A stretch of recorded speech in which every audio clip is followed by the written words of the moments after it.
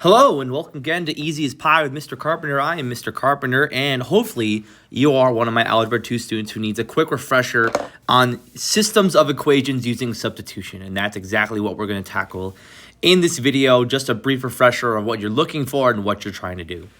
So over here I have this system, right? I have two equations and two variables. Y equals 5 minus 2x and 4x plus 3y equals 13. Now on their own, I can solve neither, because these equations each have two variables in them, right? And an equation with two variables in it is going to be impossible to solve for either one. We need two of them, right? And that's exactly what we have here. And what I want us to pay attention to is the fact that y is equal to 5 minus 2x, right? And there's this concept in math where things that are equal to each other are interchangeable, right? So I can always substitute one for the other because they're the same thing. And that's the strategy that I'm going to apply in this second equation. So I'm going to rewrite it, 4x plus 3 times, and normally I'd write the y right there.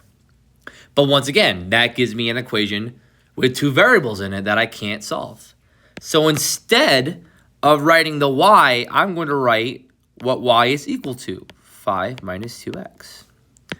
And then I'll finish it off by setting that equal to 13, just like in the equation above.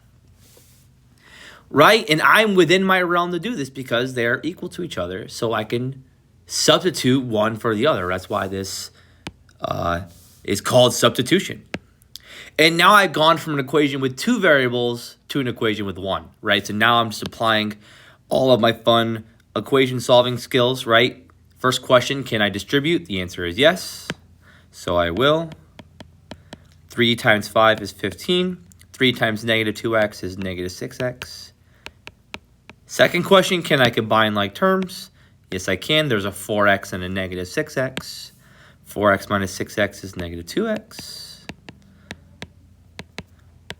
And you guys are very bright and logical Algebra 2 students, so hopefully this part should not come as too much of a surprise. We're going to subtract 15 from both sides. And then we have to divide by negative 2. And x is going to be equal to positive 1.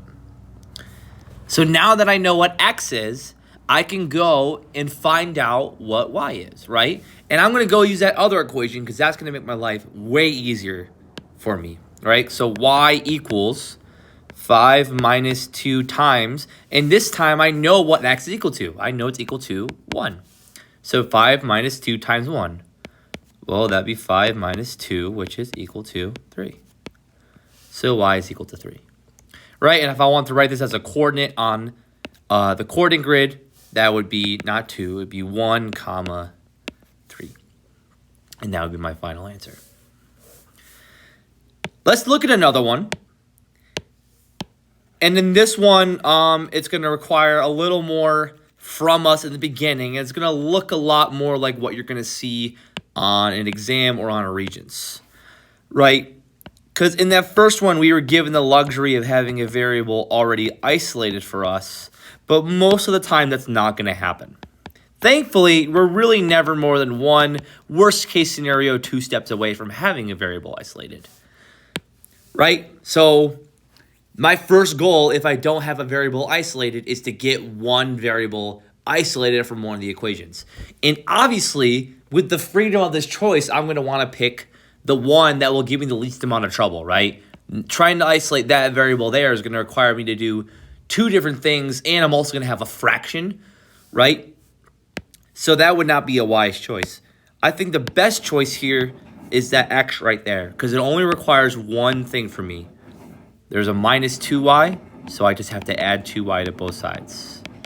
And with that, my variable will become isolated. It only took me one step, and I'm avoiding fractions. So x equals 2y minus 4. And now I have built in my equivalency. Every time I see the letter x in my second equation or my first equation, I can write in 2y minus 4 as its substitute. And that's what we're going to do. So 2 times x, which is 2y minus 4, plus 5y equals 19. Can I distribute? Yes, I can. 2 times 2y is 4y, and 2 times -4 is -8. Write everything else out. Notice that I'm not biting off more than I can chew, right? The more that I try to do in one step, writing out an equation, the more often I tend to make mistakes. So I'm very comfortable taking one step to distribute and writing it all out and being able to see the full picture. Can I combine like terms? Yes, I can. 5y plus 4y is 9y minus 8 equals 19. And now it's a two-stepper, right? Minus 8, I'll do the opposite, which is add 8. 9y equals 27. And then I just have to divide by 9 on both sides. And y is equal to 3.